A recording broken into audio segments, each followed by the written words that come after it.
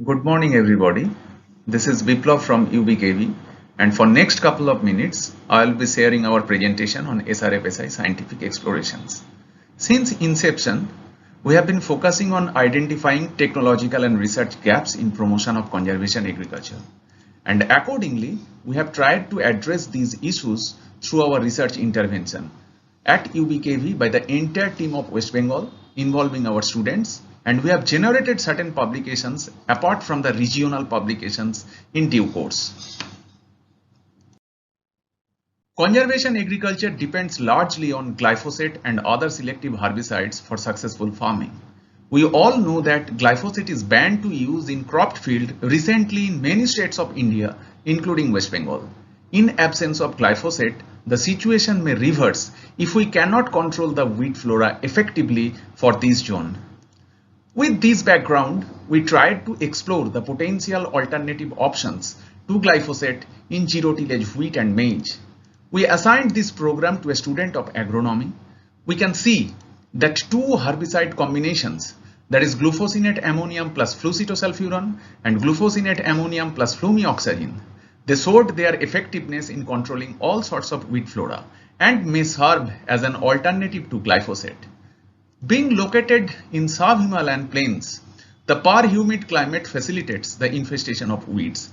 Again, changes in pattern of tillage, planting systems and management strategies, it may bring changes in existing weed flora.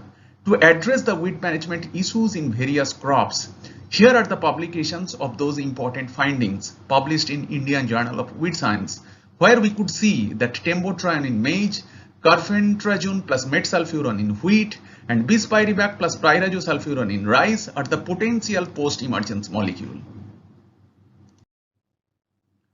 While standardizing the alternate crop establishment protocols, we assigned this task to a doctoral student in agronomy.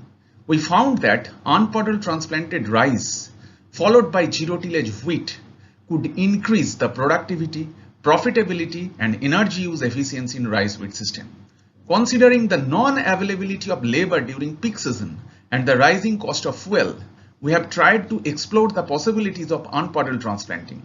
This has been published in the journal Uraija, where it shows the potentiality of unpuddle transplanting in our zone. It was a huge challenge for us to sow a small seeded crop like jute through zero-till drill or happy seeder.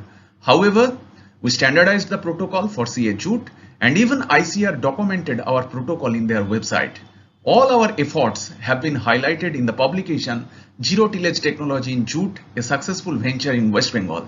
It has been published in International Journal of Current Microbiology and Applied Sciences. We also found that we could enhance the seed rate and nitrogen application rate to 150 kg per hectare for achieving higher productivity in zero-tillage wheat, which has been published in Journal of Cereal Research.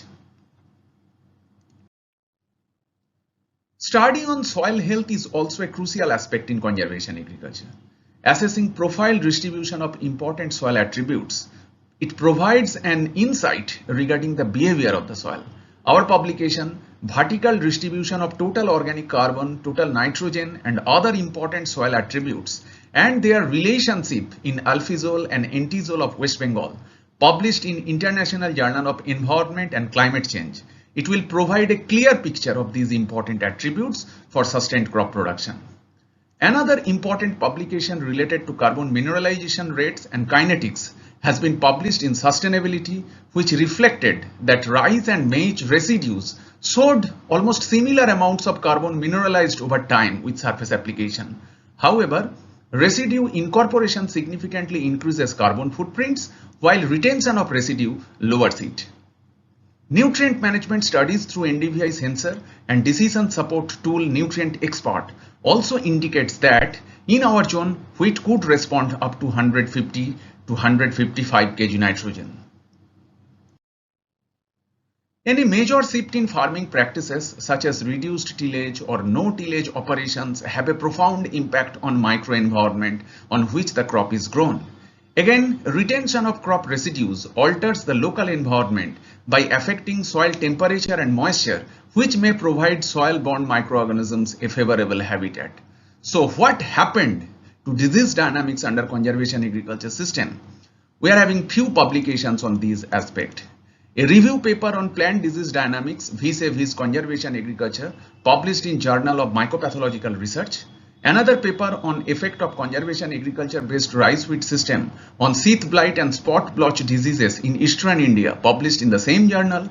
We are having another review paper on wheat disease dynamics in Southeast Asia under changing climatic scenario.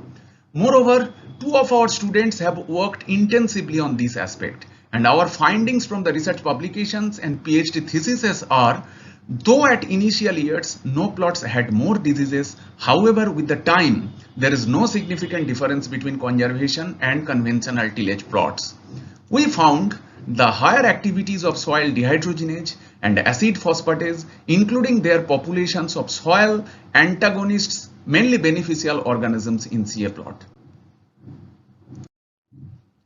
Regarding socio-economic perspective, characterization of research notes in terms of a unit-free integrative approach, namely farming system index, has been constructed. Identification of farming system index for research nodes help the researcher to prioritize the problem and addressing those accordingly. This has been published in International Journal of Bioresource and Stress Management. While importance of conservation agriculture in the face of climatic aberrations, decline soil productivity, and low or negative farm income in North Bengal economy has been highlighted in our publication, Can Conservation Agriculture Be the Saver of Farm Economy?, which has been published in Journal of Crop and Weed. Besides this journal paper and thesis, we are also have some bulletins, extension literatures, success stories, policy briefs for various stakeholders. We are hopeful that all these publications will be very much helpful for the entire academic fraternity and farming community, those who really want to move with the baton of conservation agriculture. That's all from us. Thank you all.